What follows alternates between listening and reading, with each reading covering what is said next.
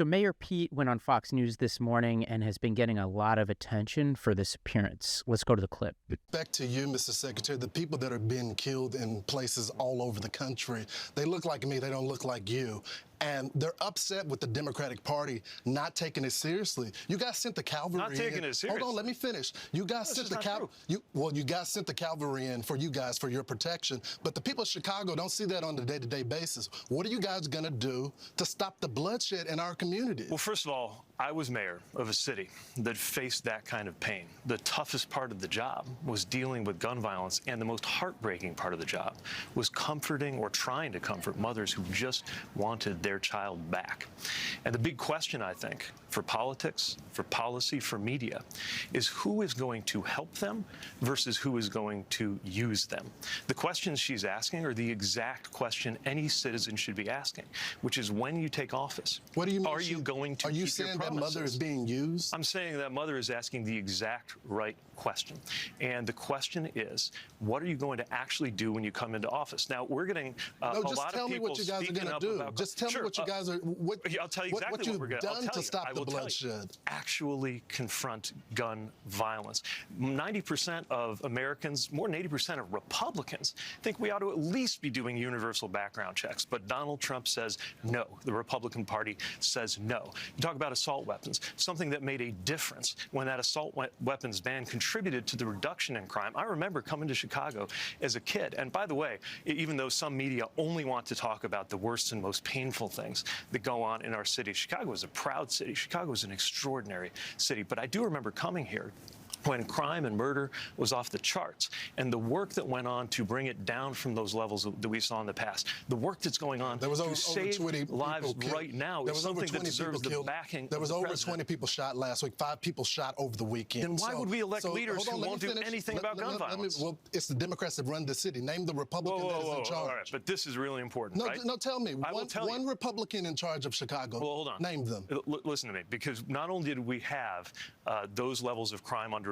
Democratic and Republican leaders, right? But people try to cherry pick this for partisan purposes. You want to play that game? It's not partisan. We can talk about As I told you, Mr. Mayor, they look like me, not you. Yeah, and so is the case in Boston, where there is a much lower murder rate, and also a Democratic mayor. We could talk about how the murder rate in Mississippi is double what it is in Illinois. Now, I could go around saying that the murder rate in Mississippi is double what it is in Illinois because Mississippi has a Republican governor and Illinois has a Democratic governor. But you and I both know it just doesn't work that way. I got you, Mr. Mayor. Now, this clip is interesting for a number of reasons. Number one, it underscores the reason why you should show up. If you're a Democrat, you should show up on Republican-leading networks like Fox News. If you're a Republican, you should show up on Democratic-leaning networks, because every now and then you can have an exchange that is actually helpful to your cause.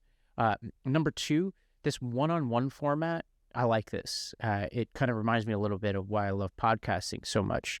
You know, I've done some of these networks before, and often it's almost like a NFL Sunday morning show where they put like 6 heads or even more on the screen and you get like a second to reply. And I don't think that's necessarily conducive to any nuance. Not that this was necessarily the most nuanced exchange ever, but certainly it was more nuanced than a lot of exchanges you see on these networks. But third, this was important because there's this phenomenon out there, and this podcast I have called The Lost Debate, we've been talking about this for years, where people cherry pick anecdotes to make statements about national politics. And often these anecdotes are local, right? Crime is about as local an issue as you possibly can imagine. And both sides have played this game. You know, I don't like the term both sides, but, previously Republicans have tried to say that, Joe Biden's responsible for a crime wave when crime was up. Now that crime is down, it's actually at a 50-year low of violent crime and lower than it was under Trump. Their sort of cherry picking of anecdotes is now, and trying to lay the crime at the feet of Biden is actually coming back to haunt them now because, people in Democratic circles are now playing that game saying, hey, crime is lower than it's been in 50 years, lower than under Trump. Let's give Biden credit for that. My personal opinion is that the president has very little to do with most crime, and we should kind of keep local crime statistics out of our national politics, except in the rare occasions when national policy matters. And actually, one of the things I really love about this clip is Pete tips his hat to that. He says, look, this is a game. We're playing a game right now. I can cherry pick data from Mississippi. You could cherry pick data from Illinois. Let's have a larger conversation. And that's what I like about this. And one of the reasons why, no matter what your politics are, Pete is one of the most talented politicians out there, regardless of ideology. He has an ability to, present facts and values at a rapid clip and adapt to, often very difficult circumstances, which is going to the lion's den of networks that are not very friendly to his cause. So fascinating clip.